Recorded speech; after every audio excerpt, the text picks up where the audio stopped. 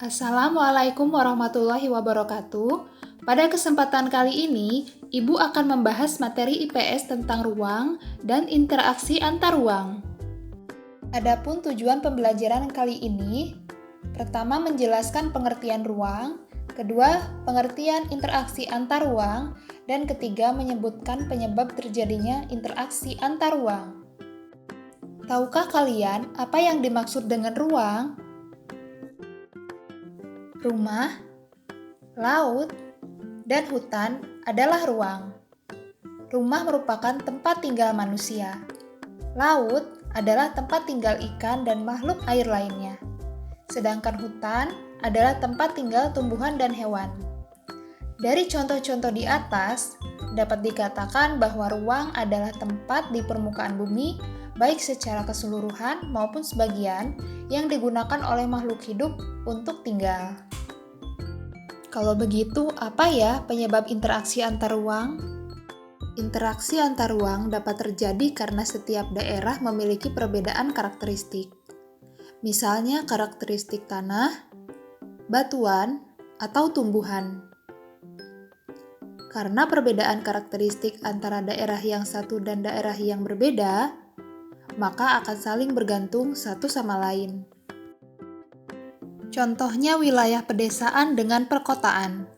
Di wilayah pedesaan, kaya akan sumber daya alam seperti padi, sapi, susu, ataupun ikan. Sedangkan di perkotaan adalah pusat industri yang menciptakan barang-barang elektronik seperti komputer, HP, tablet, ada motor, microwave, kulkas, dan barang-barang elektronik kebutuhan yang lainnya. Jadi, apa saja bentuk kondisi saling bergantung untuk terjadinya interaksi antar ruang? Ada 3 bentuk kondisi saling bergantung untuk terjadinya interaksi antar ruang. Pertama, saling melengkapi. Kedua, kesempatan antara. Ketiga, kemudahan transfer. Kondisi saling melengkapi contohnya, wilayah A merupakan dataran tinggi, sedangkan wilayah B adalah daerah pesisir. Wilayah A penghasil padi, sedangkan wilayah B penghasil ikan.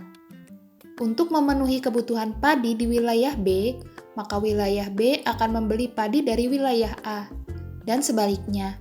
Untuk memenuhi kebutuhan ikan di wilayah A, maka wilayah A akan membeli hasil ikan dari wilayah B.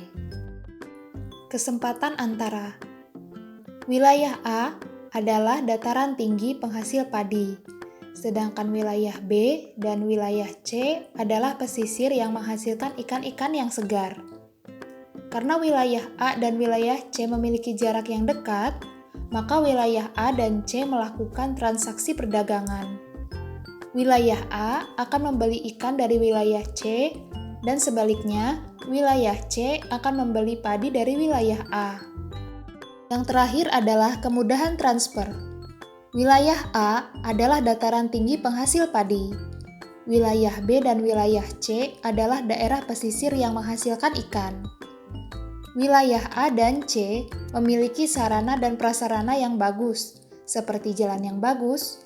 Oleh karena itu, maka orang dari wilayah A dan C melakukan transaksi perdagangan. Wilayah A akan membeli ikan dari wilayah C, dan wilayah C akan membeli padi dari wilayah A.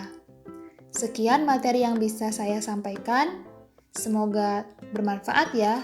Jangan lupa like, komen, dan subscribe pada channel ini.